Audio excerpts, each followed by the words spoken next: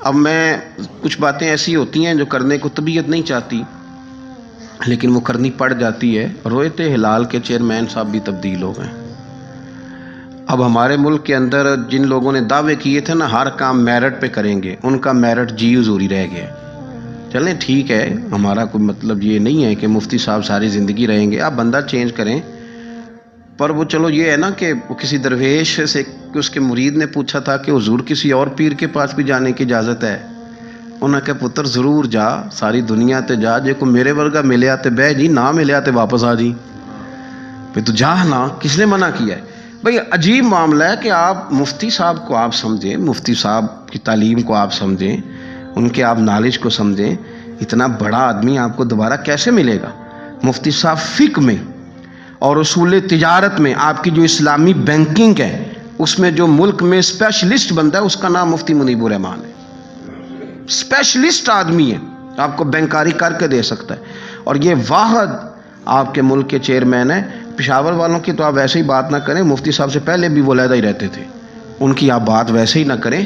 باقی کسی اور مکتبہ فکر نے بھی، کسی اور مسلک کے علماء نے بھی کبھی مفتی صاحب کی حیثیت پر کوئی اعتراض، آپ کیا کرتے ہیں؟ صرف آپ اس بندے کو لا رہے ہیں، بٹھا رہے ہیں جو ذرا آپ کے کہنے پہ چرچ بھی چلا جاتا ہے اور آپ کے کہنے پر مندر بھی چلا جاتا ہے، اور آپ اشارہ کریں تو وہ جا کے گرجے کا افتتاح بھی کر آتا ہے۔ میں ذمہ داری سے بات کہہ رہا ہوں۔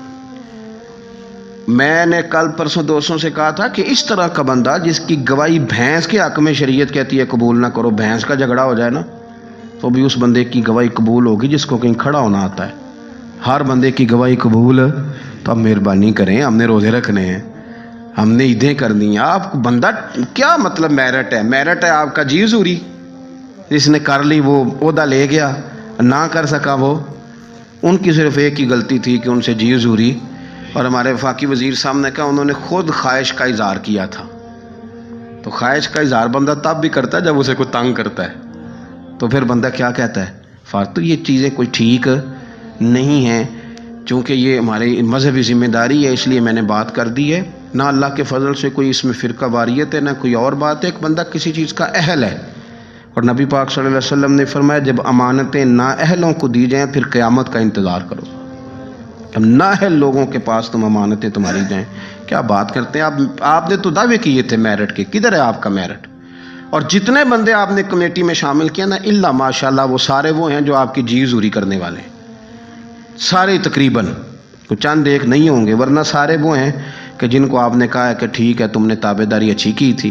اور یہ جتنے عہدے بنائے ہوئے ہیں نا گورنمنٹوں نے، بڑے بڑے مولویوں کو راضی کرنے کے لیے، کہ قرآن بورڈ بنایا ہوا ہے، اس کا جو دفتر ہے وہ شاید وزیر اعلیٰ اس سے بھی بڑا ہو، وہاں قرآن بورڈ میں کچھ مولوی فٹ کر لیے، کچھ اسلامی نظریاتی کونسل میں فٹ کر لیے، کچھ رویت ہلال میں کر لیے، تھوڑے تھوڑے جس طرح بندے راضی کیے جا سکتے ہیں اس طرح بندے راضی کرو، تاکہ ہمارے سامنے جو بندہ کھڑا ہو سکتا ہے اس کو کوئی ایسا چکر ڈالو کہ وہ کھڑا ہونے کے قابل ہے۔ اللہ تعالیٰ اس ملک پہ اپنا فضل فرمائے، اور اللہ تعالیٰ ہمارے لیے آسانیاں فرمائے۔